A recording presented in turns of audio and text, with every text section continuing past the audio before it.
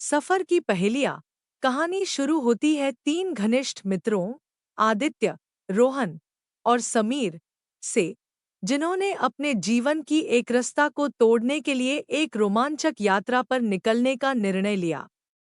उनका गंतव्य एक दूरदराज का गांव था, जिसके बारे में कहा जाता था कि वहां जाने के लिए रास्ते में कई अनोखी और रहस्यमयी पहेलियों को हल करना पड़ता है। पहली पहेली, अनजाना दरवाजा।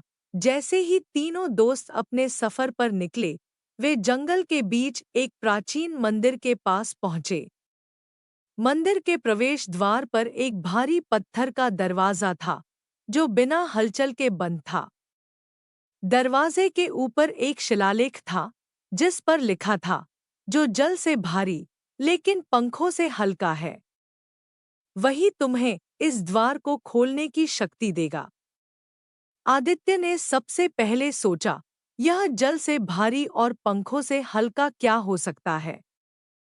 रोहन ने अपने मन में कुछ अटपटा सा उत्तर ढूंढने की कोशिश की, लेकिन असफल रहा। समीर, जो स्वभाव से सबसे शांत और धैर्यवान था, उसने गहरे विचार में जाकर कहा, यह उत्तर बर्फ हो सकता है। जब बर्फ जमती है तो वह जल से भारी हो जाती है, लेकिन जब पिघलती है तो पंखों जितनी हल्की हो जाती है। जैसे ही समीर ने यह कहा, दरवाजा धीरे धीरे खुलने लगा और वे आगे बढ़ गए। दूसरी पहेली, रहस्यमयी झील। मंदिर को पार करते ही वे एक सुंदर लेकिन रहस्यमयी झील के किनारे पहुंचे। झील की शांति और उसकी चमकती सतह ने उन्हें मंत्रमुग्ध कर दिया। झील के किनारे एक बोर्ड लगा था, जिस पर लिखा था, इस झील को पार करने के लिए तुम्हें यह जानना होगा कि कौन आकाश में उड़ता है, लेकिन उसका घर जमीन पर होता है। रोहन ने उत्साह से कहा, यह तो पक्षी है। पक्षी आकाश में उड़ते हैं, लेकिन उनके घोंसले जमीन पर होते हैं। लेकिन झील नहीं खुली। आदित्य ने कहा, शायद उत्तर पक्षी नहीं, बल्कि बादल है। बादल आकाश में होते हैं, लेकिन उनकी छाया और वर्षा जमीन पर होती है। जैसे ही आदित्य ने यह कहा, झील की सतह पर एक अदृश्य पुल दिखाई देने लगा और तीनों दोस्त उस पुल पर चलकर झील को पार कर गए। तीसरी पहेली, सुनसान गांव का रास्ता। झील को पार करने के बाद वे एक सुनसान गांव पहुंचे। गांव में न कोई आदमी था, न ही कोई जानवर। वे तीनों एक छोटे से घर में घुसे, जहां एक पुरानी किताब पड़ी थी। किताब के पहले पृष्ठ पर लिखा था, यहाँ से आगे बढ़ने के लिए तुम्हें उस चीज को ढूंढना होगा जो दिखाई नहीं देती, लेकिन महसूस होती है। समीर ने किताब को ध्यान से पढ़ा और सोचा, यह क्या हो सकता है, जो चीज दिखाई नहीं देती लेकिन महसूस होती है। आदित्य ने कहा, शायद यह हवा है। हवा दिखाई नहीं देती, लेकिन हम उसे महसूस करते हैं। समीर ने फिर कहा, हवा शायद सही हो सकती है, लेकिन यहाँ कुछ और भी हो सकता है, जैसे विश्वास।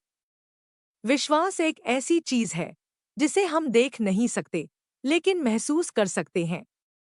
जैसे ही समीर ने विश्वास का नाम लिया, किताब के अगले पृष्ठ खुलने लगे और उसमें से एक रोशनी निकली, जो उन्हें एक गुप्त मार्ग तक ले गई।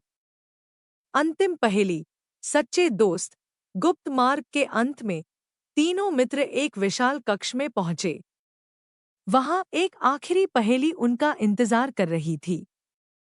कमरे के बीचों बीच एक गोल पत्थर की मेज थी, जिसके चारों ओर तीन मोमबत्तियां जल रही थी। मेज पर लिखा था, जो चीज इन तीनों को जोड़ती है, वही तुम्हें इस यात्रा का अंतिम सत्य बताएगी। रोहन ने कहा, यह हमारी दोस्ती हो सकती है। आखिरकार हम तीनों इस सफर पर साथ आए हैं और एक दूसरे की मदद से ही यहाँ तक पहुँचे हैं। आदित्य ने सहमति जताई, लेकिन उसे लगा कि कुछ और भी हो सकता है। शायद यह कुछ और गहरा हो, आदित्य ने कहा। शायद यह भरोसा है। जो हमें एक दूसरे से जोड़ता है। समीर ने अपनी शांत आवाज में कहा, मुझे लगता है कि यह सब प्रेम है। हमारे बीच जो प्रेम है वही हमें इस सफर पर साथ लाया है और यह प्रेम ही हमें हर चुनौती से पार ले गया है। जैसे ही समीर ने प्रेम का नाम लिया, कमरे की दीवारें हिलने लगीं और उनके सामने एक दरवाजा खुल गया जो उन्हें गांव के बाहर ले गया। अंत, सफर का सत्य। जब वे गांव से बाहर निकले तो तीनों मित्रों ने महसूस किया कि यह यात्रा केवल एक रोमांचक सफर नहीं थी, बल्कि यह उनके जीवन की एक महत्वपूर्ण शिक्षा थी। उन्होंने समझा कि पहेलियां केवल रास्ते में आई चुनौतियां नहीं थी, बल्कि उनके जीवन की सबसे बड़ी सच्चाइयां थीं। भरोसा, प्रेम और दोस्ती। उनकी यह यात्रा उन्हें यह सिखा गई कि सच्ची मित्रता और विश्वास से कोई भी पहेली हल हो सकती है, चाहे वह कितनी भी कठिन क्यों न हो।